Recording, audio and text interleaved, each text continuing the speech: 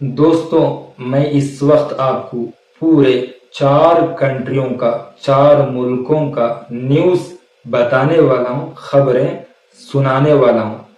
پہلا ہے ہماری اس انڈیا کا نیوز۔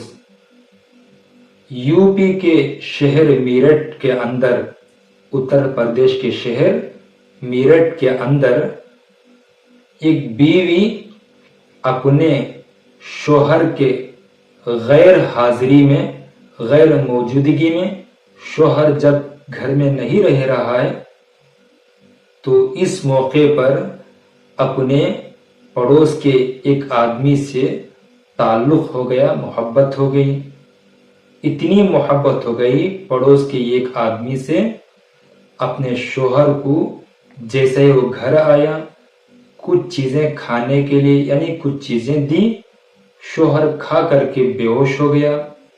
بے ہوشی کے اندر شوہر بے ہوش پڑا ہے، اس درمیان بیوی شوہر کے سینے میں حملہ کرتی ہے اور جان سے مار کر کے یعنی بالکل قتل کر کے 15 ٹکڑا کر کے اپنے مرے ہوئے شوہر کے باڈی کو 15 ٹکڑا کر کے ایک پلاسٹک کے ڈرم کے اندر ڈال دیا، اوپر سے سیمنٹ سے بھر دیا۔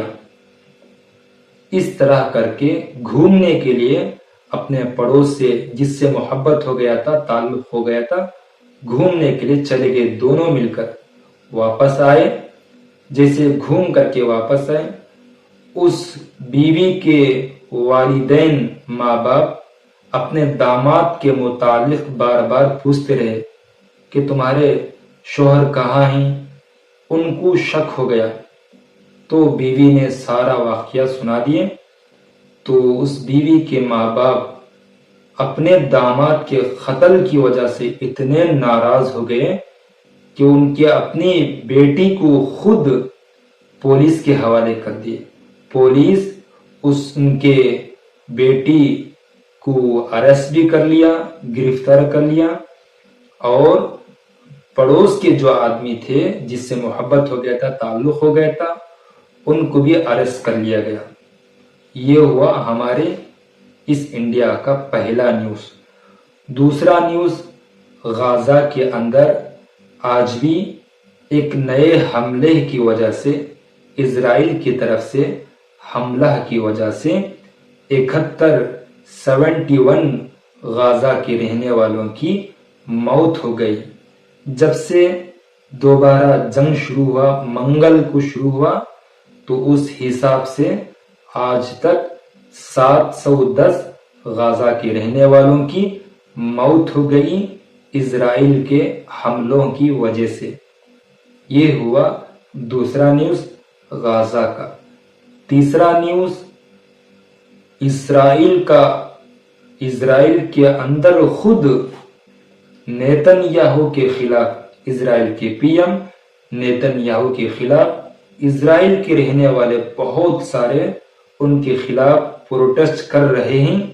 اس لیے کر رہے ہیں 2 مہینے سے غزہ کے اندر جنگ بند ہے، اب پھر سے جنگ شروع ہوا، جس کی وجہ سے بہت سارے وہاں کے رہنے والے اسرائیل کے پی ایم نیتن یاہو کے خلاف پروٹیسٹ کر رہے ہیں۔ یہ ہوا اسرائیل کا تیسرا نیوز۔ چوتھا نیوز، روس یوکرین کا۔ اب یوکرین بھی 30 دن کے لیے روس کے ساتھ جنگ بندی پر راضی ہو گیا۔